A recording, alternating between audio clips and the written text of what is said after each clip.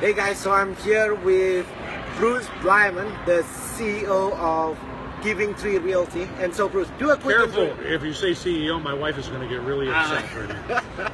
So, hey, I like to, every time I go meet people like you, right, the top producing real estate brokers in the area, before we did this video, we are talking about the real estate office of the future, right? There's a big problem, but before we go there, can you do a quick introduction, like where you from and stuff? So I'm from Charlotte, North Carolina, and we have an office in Charlotte and one in Raleigh, just outside of Raleigh in Apex, North Carolina. So what's the difference? Before we did this video, we had a conversation about the real estate office of the future, the traditional real estate model now versus what we are working on to change the real estate industry.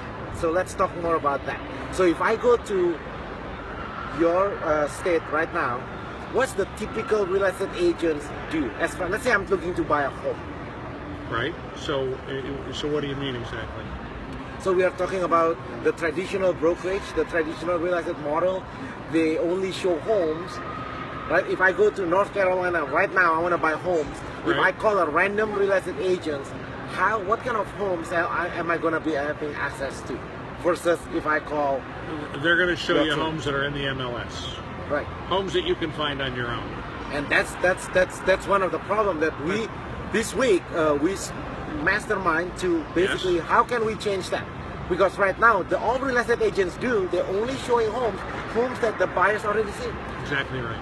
If I go to buy homes in your place, I can just go to Zillow, find it myself. Like, why am I hiring a real estate Giving agent? Tree, we have off-market properties, and we actually have a special proprietary deal with Zillow, where we are the experts, and so we bring pre-market homes. They're called pre-foreclosure homes to market for Zillow as well. Okay, now let's talk about the real estate business model, right? So you do something that's completely different than most real estate brokerage in the area. We do. Let's talk about that. What's the difference? If I'm a real estate agent, what's the difference? Well, so a lot of, and I'm going to go a different direction, but a lot of brokerage today are going more virtual, right? So they're not bricks and mortar any longer. They're virtual firms, right? And we're seeing that a lot in a lot of industry. In my business model, we believe that if everybody's going virtual, we believe you should have a cool office. You should have a place that people feel is cozy, it's warm, it's inviting, where people can come and do business. And let's go deeper than that. Okay, so most real estate brokerage, they use it as a place to hang a license, for example, right? Right. In your brokerage, what kind of support are we talking about? Because here in Los Angeles, when they talk about support, this is what they talk about, Bruce. They talk about, okay, I'm the brokers, I'm going to support you, and by support they mean I'm going to have somebody who design your flyers, I'm going to do all these things. That's what they're talking about support. But what kind of support so our brokers get an extensive amount of training. So we've got phenomenal training, we've got coaching and mentoring and support and phenomenal systems that are proven to work. So how do you handle you doing something that's completely different than most real estate brokers in your area? So it seems like it looks like a salmon, right? The salmon is like swimming up against river. So how do you handle those? How do you handle what's the mindset? I'm interested more in your mindset. Well, I think the mindset is it's all about what you see today, right? It's the disruptors. Those that are going against the status quo that are actually making a difference, right? And so if we think that if the entire industry is turning left, well, we think maybe we should turn right. But there's a price to pay. There is a price to pay. How would you handle that? Right, because when you're a change agent, when you're doing things that are different, right, with that comes risk as well, but also reward. I like when you use the word disruption, right? Because anybody who's successful anywhere in life, usually they disrupt the status quo. That's right. Right? But how do you handle that?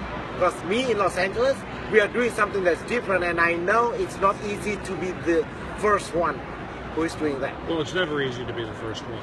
Let's talk about mental toughness. Our business model is very, very different because our firm, Giving Tree Realty, have you ever read the book, The Giving Tree?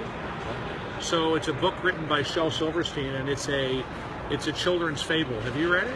No. Perfect.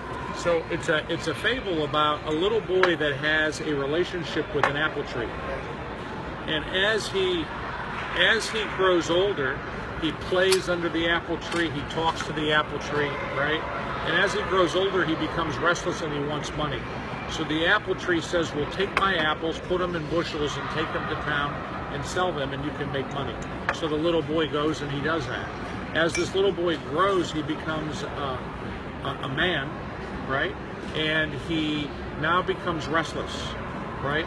And he decides that he wants to get married and he wants to build a home. So he talks to the apple tree, and the apple tree says, "Well, cut my limbs down and build a home." And so he does, right? And as he gets older, he becomes extremely restless and he wants to sail the world. So he tells the apple tree, right, I want to build a sailboat. And the apple tree says, "Well, cut my trunk down and it'll be a perfect, perfect sailboat for you." So he does. And then this little boy now becomes a very old man, and he comes back to the apple tree.